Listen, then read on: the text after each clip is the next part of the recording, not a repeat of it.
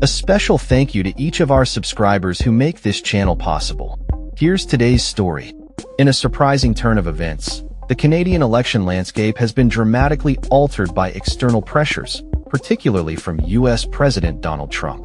As the country gears up for its elections on April 28, 2025, the Liberal Party, led by newly appointed Prime Minister Mark Carney, finds itself in a position to potentially secure a fourth consecutive term in power. Just months ago, the Liberals were bracing for what seemed like an inevitable defeat, but a series of provocative statements and actions from Trump have ignited a surge of Canadian nationalism and shifted voter sentiment significantly. The backdrop to this political drama is Trump's ongoing trade war with Canada and his incendiary remarks suggesting that Canada could become the 51st state of the United States. These comments have not only angered Canadians, but have also united them in a way that few could have anticipated.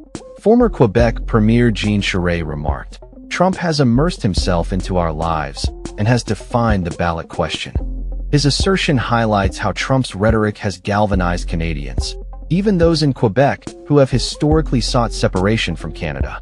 Before this shift, the Conservative Party, under the leadership of Pierre Poilievre, was poised to capitalize on former Prime Minister Justin Trudeau's waning popularity, driven by rising food and housing prices and increased immigration. However, with Trump's attacks intensifying, the narrative has flipped. Poilievre's campaign, which aimed to frame the election as a referendum on Trudeau's legacy, has been overshadowed by the pressing question of national sovereignty and identity.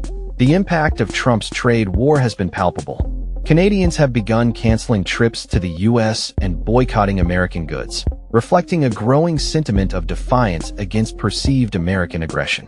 This shift in public sentiment has contributed to record early voting, with 7.3 million Canadians casting their ballots ahead of Election Day, indicating a heightened engagement in the electoral process.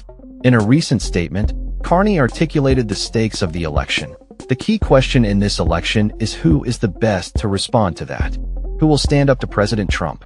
His experience as a former central banker gives him a unique perspective on the economic challenges facing Canada, particularly in light of the tumultuous relationship with the U.S. Polls have shown a remarkable turnaround for the Liberals.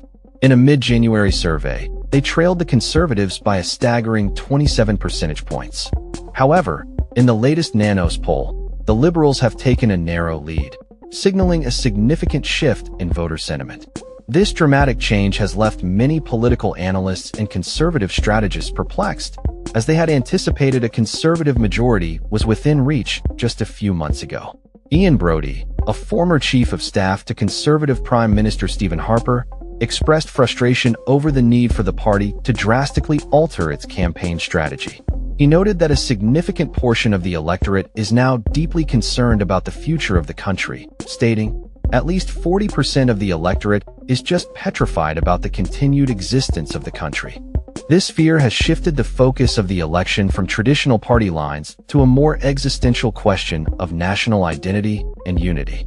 As the election approaches, both Carney and Poilievre have committed to renegotiating the free trade agreement between Canada and the U.S. to alleviate the uncertainty impacting both economies.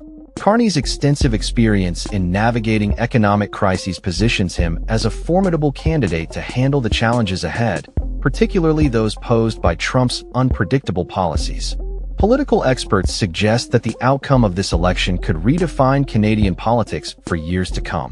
With the Conservative Party struggling to maintain its footing amidst rising nationalist sentiments, the need for a shift towards a more centrist approach may become imperative. Brody noted, "If you are into two-party competition for the foreseeable future, then you have to be much closer to the center of the political spectrum than the Conservatives have been." As the election day draws closer, Canadians are left to grapple with the implications of Trump's influence on their political landscape. The outcome of this election will not only determine the future of the Liberal Party, but could also shape the relationship between Canada and the United States for the foreseeable future. With both Carney and Poilievre pledging to address the pressing issues of trade and national identity, the stakes couldn't be higher for Canadian voters. As they head to the polls, the question remains, who will emerge as the leader capable of navigating the tumultuous waters of international relations and domestic challenges? That's all for this story. We upload videos every day covering many different subjects, so hit that subscribe button to stay informed. Thanks for watching.